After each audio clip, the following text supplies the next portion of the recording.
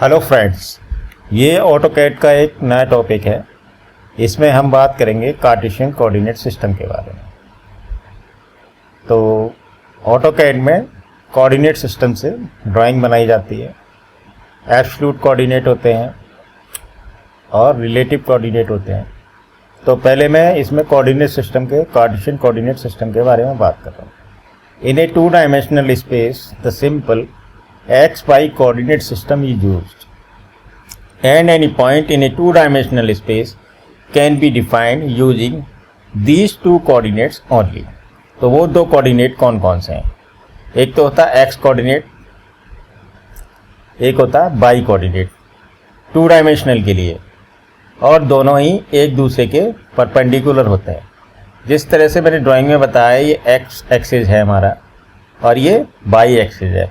इसको हमने 4 हिस्सों में बांटा है। इसको इधर जो ये सेंटर है हमारा, इसका ओरिजिन 0 होता है।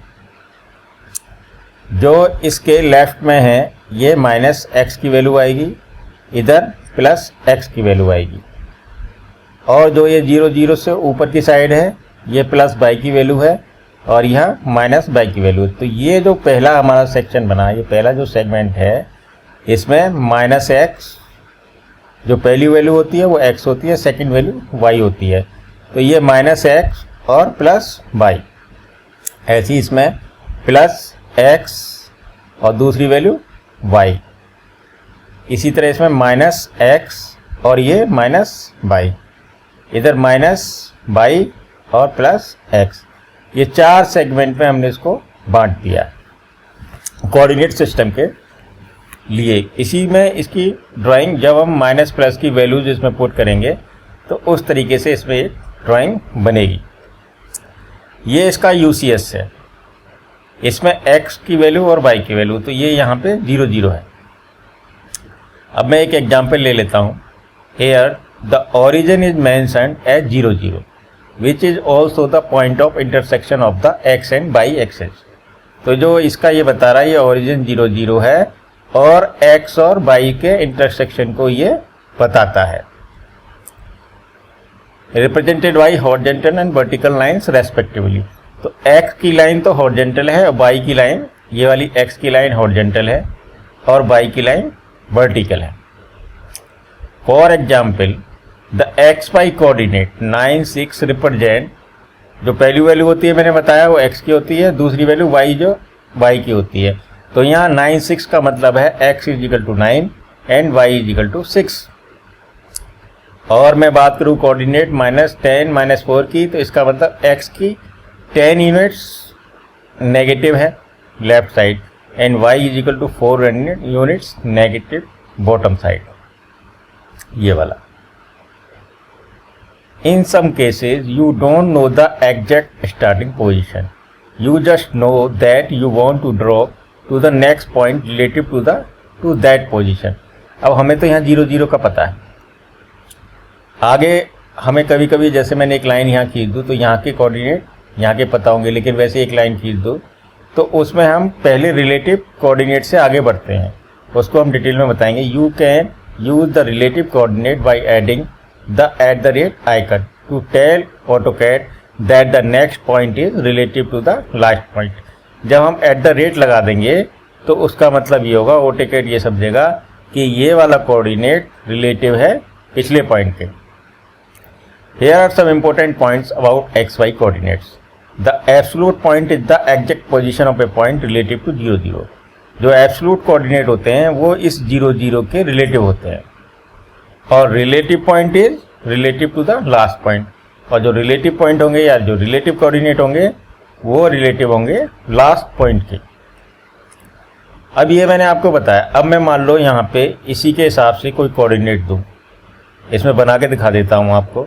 द XY कोऑर्डिनेट 9, 6, इसको मैं बनाता हूँ। देखिए, हमने यहाँ लाइन सेलेक्ट कर ली और इसका ये 0 सेलेक्ट कर लिया। मैं ये कह रहा है ना स्पेसिफाई फर्स्ट पॉइंट, यहाँ मैंने क्लिक किया। अब मैं 9, 6 कोऑर्डिनेट दूंगा। इस लाइन को मैं कहीं भी रख लूँ, ठीक है।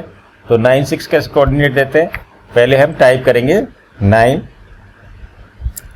कॉमा लगाएंगे, 6 लिखेंगे और एंटर कर देंगे।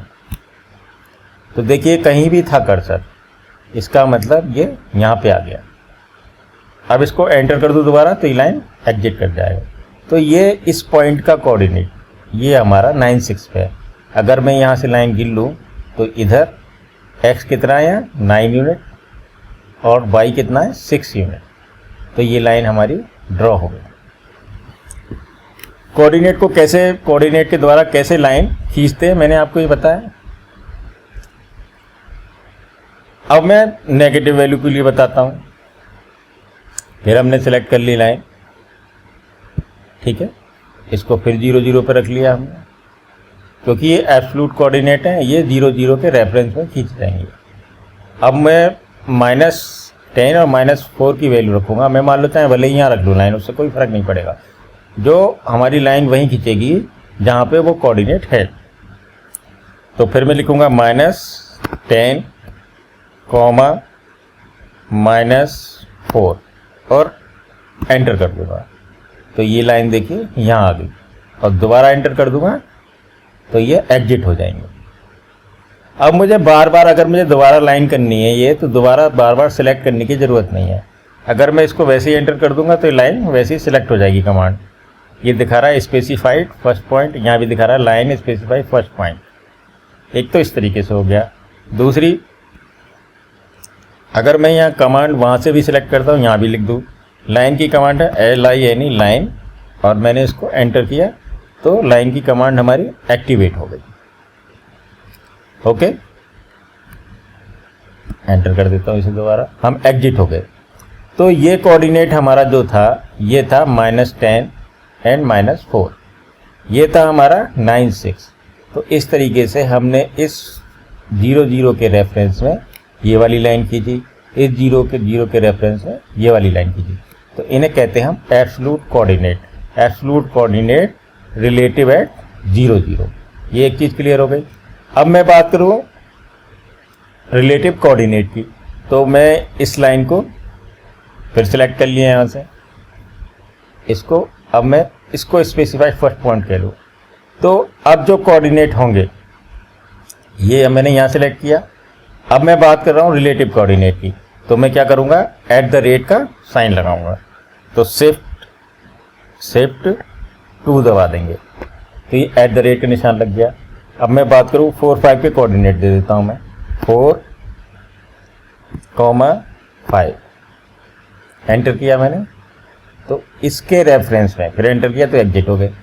अब ये जो लाइन खींची है ये वाली, ये लाइन खींची है इस पॉइंट के रेफरेंस में। अगर मैं 4 5 को इस 0 0 के रेफरेंस में खींचूँ या इसके यहाँ पे पॉइंट लेके खींचूँ तो बात नहीं बनेगी। तो ये जो लाइन है ये वाली इसके रेफरेंस में है। यहाँ पे जो हमने लाइन खींची है, जो पहला पॉइंट सिलेक्ट किया, तो ये @ लगाने से इसके रेफरेंस से तो x की वैल्यू यहाँ से नापी जाएगी 4 और y की वैल्यू ना यहाँ से नापी जाएगी। ओके, तो रिलेटिव कोऑर्डिनेट और एब्सोल्यूट कोऑर्डिनेट के कॉन्सेप्ट आपको क्लियर हो गया होगा। अगर कोई क्वेश्चन पूछना है तो आप नीचे कमेंट सेक्शन या रिव्यू सेक्शन में जाके पूछ सकते हैं। Thank you for this tutorial.